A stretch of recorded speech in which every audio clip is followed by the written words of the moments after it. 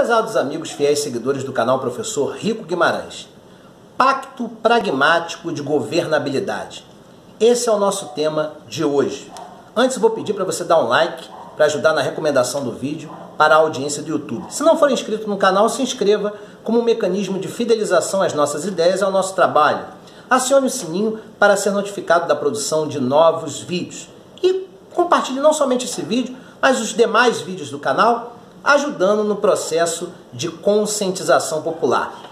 Pacto Pragmático de Governabilidade. Na verdade, esse termo, ele não sei se foi criado por mim, eu acho que outras pessoas já devem ter falado algo parecido nesse sentido, mas é para explicar a dificuldade que Jair Bolsonaro vem enfrentando para administrar o país, ou seja, dificuldade na articulação política e, por consequência, administrativa, que acaba depondo de maneira negativa em relação ao governo dele, ou seja, acaba depondo contra a tudo aquilo que ele quer implementar em relação à agenda governamental. Então, eu fiz aqui uma análise muito breve, né, sobre esse conceito e eu gostaria de estar passando para vocês.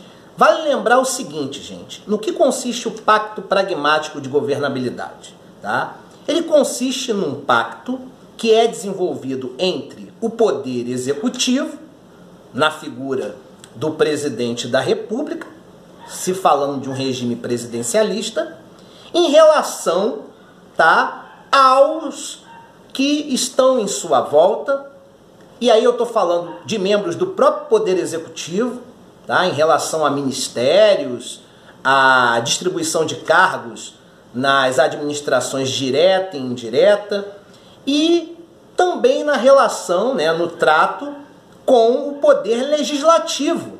E aí eu estou falando também na viabilização de cargos para pessoas que são aliadas desses deputados e senadores, e essa distribuição de cargos seria dentro de autarquias, empresas públicas, sociedades de economia mista, fundações, e não só dentro da administração indireta, mas também dentro da administração direta, né, dos ministérios, de algumas secretarias especiais, enfim, distribuição de cargos.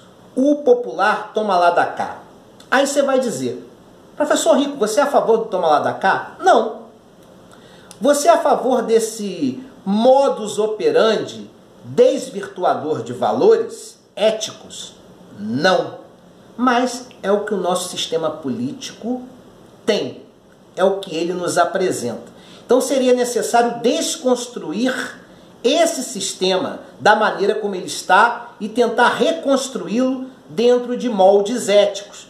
Mas é muito difícil porque isso faz parte da cultura política do nosso país. Isso vem de baixo. Tem um vídeo que eu fiz há mais ou menos um mês atrás que eu falei que a nossa classe política é apenas um espelho do que a maioria da nossa sociedade representa. Infelizmente, essa política do toma lá da cá existe dentro do tecido social. A nossa sociedade, em pequenas práticas, legitima essa lógica do se dar bem, do ter vantagem em relação ao outro. E isso acaba se colocando como consequência na estrutura política, né? A grosso modo, né? a estrutura política de fato, que é a relação entre os poderes em Brasília. E aquele negócio, esse sistema político que é desenvolvido no Brasil é um sistema político patrimonialista, e um sistema político que está baseado justamente no fracionamento de cargos para lideranças partidárias. E o Bolsonaro tem que saber lidar com isso. Ou ele tenta desconstruir de alguma maneira esse modus operandi antiético. Mas ele não vai ter barganha para isso, porque ele não tem habilidade sequer para lidar com o pacto pragmático, quanto mais tentar desconstruí-lo. Pois bem, o Bozo está acordando para a realidade. Ele está vendo que aquelas falácias que ele colocou no processo eleitoral, de que o Brasil seria outro, de que ele iria acabar definitivamente com a mamata, com o toma lá da cá, com esse pragmatismo que envolve troca de interesses, que isso não se aplica na prática, que isso é pura teoria. Por quê? Porque o nosso sistema ele é viciado desse modelo. E aí, claro, governar sem Congresso é fascismo. Tentar jogar o Congresso Nacional de lado, além de não ser uma atitude inteligente, porque governar sem apoio do Poder Legislativo gera como consequência um desastre, não só para a administração, mas também um grande problema para a continuidade do governo, porque também costuma trazer uma série de situações negativas para a natureza política do governo, podendo gerar até mesmo impeachment, né? Veja o que aconteceu tanto com Fernando Collor quanto com Dilma Rousseff, que viraram as costas para o Congresso. O Bolsonaro sabe que não pode virar as costas, então ele tem que se ver obrigado a negociar.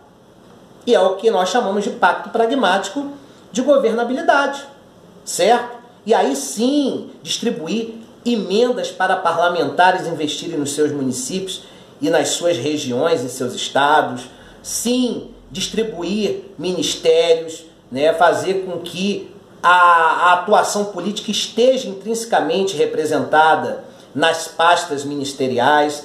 É inevitável também uma certa relação de tutela em relação aos estados, no que concerne à ajuda financeira. Então ele se vê amarrado por um sistema que ele disse que ele iria explodir e não conseguiu explodir porque é inábil para isso, e que também foi uma grande responsabilidade prometer isso para o povo brasileiro, uma vez que esse sistema que exige o pacto pragmático de governabilidade já está encastelado na cultura política do nosso país há mais de 200 anos. Essa é que é a realidade, desde que o Brasil era colônia, certo? Que existe a política do toma lá da cá, e não vai ser uma figura tão vazia e comum como Jair Bolsonaro que vai conseguir, na qualidade de presidente da República, desconstruir essa realidade. Tá certo, gente? Então Bolsonaro tem que negociar, sim, com o Poder Legislativo, tem que abrir o governo, mesmo que isso deponha contra a agenda que ele prometeu ao povo